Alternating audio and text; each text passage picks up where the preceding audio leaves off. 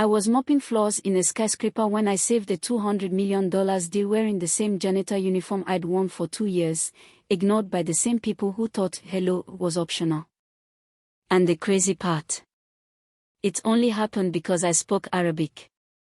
Perfect, classical Arabic in a boardroom where no one expected the help to talk, let alone understand. Let me back up a sec. My name's Nia Harper. I work the night shift at Harberton Tower, Manhattan.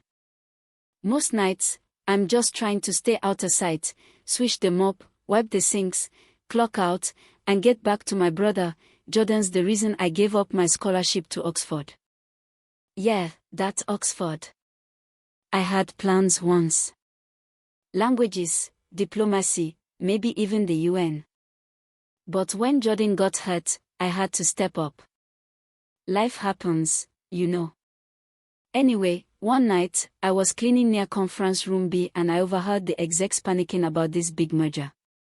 Some Saudi billionaire named Khaled Alsim was flying in, and they were stressing hard over how to impress him protocols, presentations, a translator who still hadn't confirmed. I wasn't trying to eavesdrop, but come on, they were shouting. And I listened because that's what invisible people do, listen when no one else is paying attention. So next day, Khaled arrives. Sharp suit, serious presence, and the whole building feels like it's holding its breath. Everyone smiling fake hard. Then he starts speaking Arabic, his native tongue, fluid and formal. And the room freezes. Marina, the VP of marketing, whips out her phone like that app's gonna save her, but it spits out some ridiculous translation about camels. I kid you not. Camels. That's when I did it. I spoke. Just one sentence, clear, confident, in perfect Arabic. The room went dead quiet. You could hear the ice clink in Khaled's glass. Then he turned, looked me straight in the eye, and smiled like, finally, someone gets it. He asked my name. I told him. Nia Harper. And then he asked if I'd interpret. I said yes. Just like that, the mop was out of my hands, and I was seated at the table. Marina tried to brush it off, oh, how multicultural, but Khaled ignored her. For the next hour, I translated with precision, nuance, the kind of understanding you only get if you've lived between words. The room shifted. Executives started actually listening. And Khaled.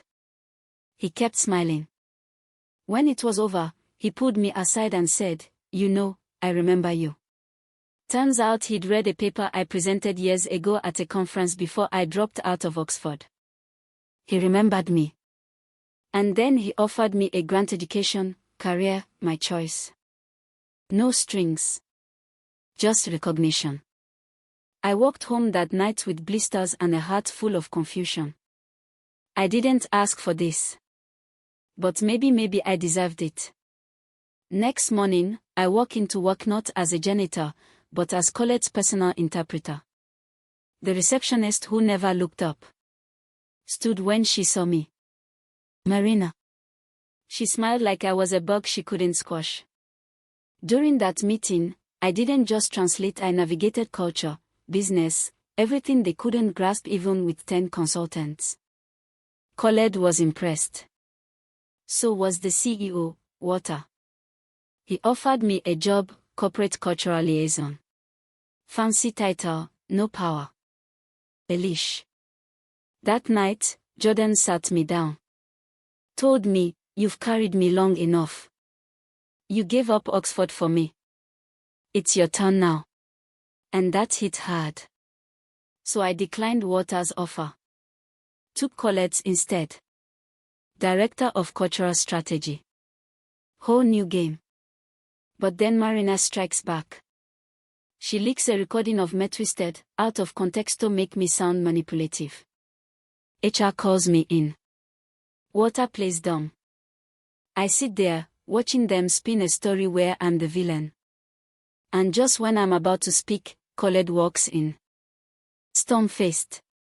"What is happening here?" he asks, voice like ice. The room shuts up. He defends me, right there, in front of everyone. Says if I go, so does the investment. Suddenly, I'm not just welcome, I am essential. Marina. She's resigned her by end of week. And me. I start a fellowship. For the overlooked. Janitors, cafeteria staff, admin assistants, people like me. We give them real training, real chances. We see them. One day, I'm back on the executive floor, checking on a new cohort, and I pass my old mop in the closet. Same handle, same shelf. I stare at it for a second, then close the door gently. That part of me isn't gone, it's just evolved. Funny thing is, some people still say I don't belong. Still see the uniform I wore, not the mind I carry. And maybe that's why I keep pushing. Not to prove them wrong, but to prove us right. The ones they overlook, underestimate, ignore. So now I ask you, how many brilliant people are scrubbing floors while boardrooms sit clueless? How many voices go unheard because no one bothered to ask if the janitor speaks Arabic? Drop your thoughts below. Let's talk about it. Justice, potential, the politics of invisibility, whatever hit you hardest. Because if one sentence can change everything, imagine what a whole conversation can do.